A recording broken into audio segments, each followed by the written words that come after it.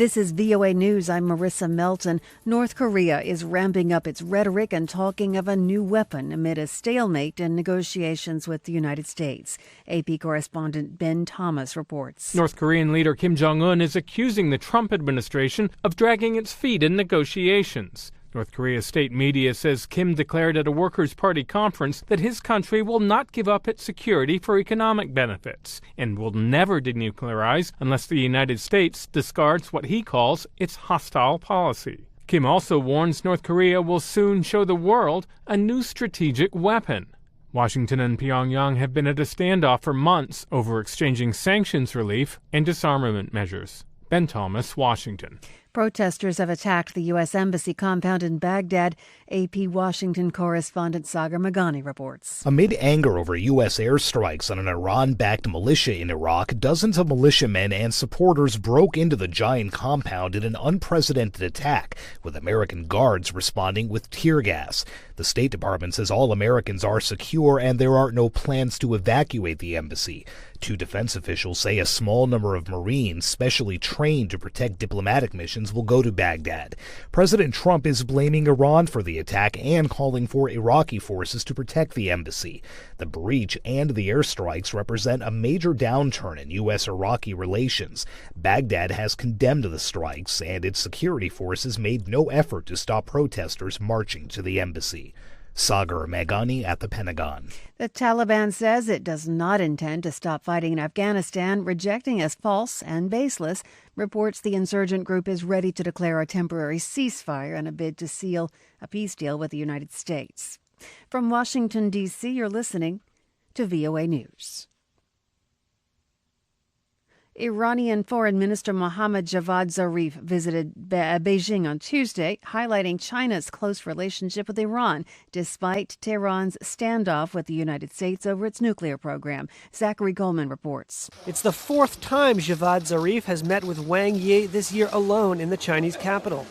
And it showcases a strengthening relationship between Beijing and Tehran at a time when tensions between the U.S. and Iran are rising.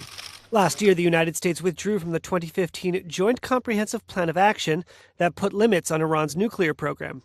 It followed that in April with threats of sanctions on countries that continue to buy oil from Iran. In September, the U.S. declared it would punish Chinese entities it accused of importing Iranian oil. Last week, Iranian state TV broadcast images of joint naval drills with China and Russia. A Chinese foreign ministry spokesperson on Tuesday said that Beijing hoped to, quote, deepen practical cooperation and, quote, push forward the comprehensive strategic partnership with Tehran. That's Reuters' Zachary Goldman reporting. In Australia, Sydney held its lavish fireworks display on New Year's Eve after down the coast, thousands were left trapped on beaches by raging bushfires. David Doyle reports. The government has readied naval vessels and helicopters to help with evacuations and urged people to take shelter closer to the beach as flames moved up the coast. More than 200 fires are now burning across the southeastern states of Victoria and New South Wales, severing power, mobile and internet links and threatening several towns. The bushfires have destroyed more than 10 million acres, with new fires sparked into life almost daily by extremely hot and windy conditions in bushland left tinder dry by 3 years of drought. Bushfires are also infringing on the outskirts of Sydney, cloaking the city's year-end party in smoke. That's Reuters' David Doyle reporting. After a busy 2019, Wall Street is warning things could go more slowly in 2020. AP's Shelley Adler. It's been a banner year for investors. You may remember the doom and gloom of last December on Wall Street. It was just over a year ago when the stock market was essentially in a bit of a mini crash because of concerns about a recession.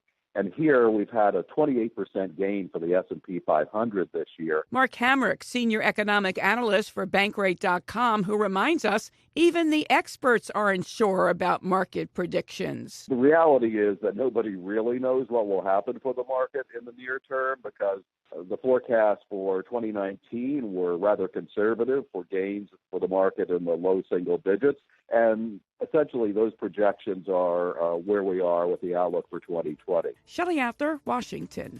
I'm Marissa Melton. You're listening to VOA News.